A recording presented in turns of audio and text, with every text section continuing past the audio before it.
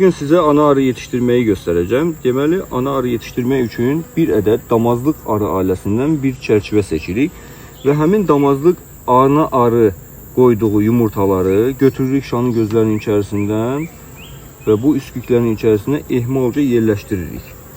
Bu üsküklərin içərisində yerləşdirdiyimiz sürfələr arılar tərəfindən arı südü ilə bəsləniləcək. İstəsək arı südü əldə edə biləcəyik. İstəsək ana arı yetişdirə biləcəyik. Bunun heç bir fərqi yoxdur. Arı südü də bu cür əldə olunur. Ana arı da bu cür, yəni ki, yetişdirilir belə deyim sizə. Artıq 12-13 gün keçdi. Biz pətəyi açırıq. Verdiyimiz bu çərçivələri, sürfə köçürüb verdiyimiz bu çərçivələri buradan çıxardacağız inşallah ki, ana arılar doğulubdur. Bu kalpakları üzerine taktım. Bunun videosunu çekmeye vaxtım olmadı sözünüzü. Yani biz bundan arı südü elde etmedik. Gözledik ki ana arılar doğulsun. Bakın bu cür kalpakları bunun üzerine geçirmişik ki nikot adlanır bunlar.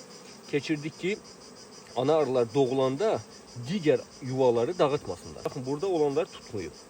Buradakiler tutmuyor. Bu da benim profesyonel olmadığımdan irəli gəlir. Çünkü her gün ben bu işle məşğul olmuram.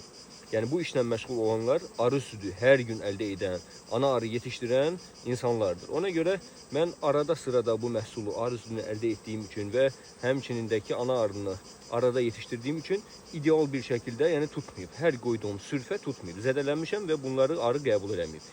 Deməli buradan çıxarırıq birini.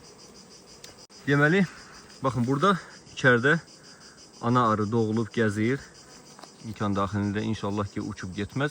Göstermek isterim size. Bakın burada içeride ana arı serbest bir şekilde gezir. Böyle daha yaxşı görebilirsiniz. Bu da bunun yuvasıdır. Yuvasından doğulup ve bu cür biz bunları böyle diyeyim ki öz təsərrüfatımızda istifadə edirik.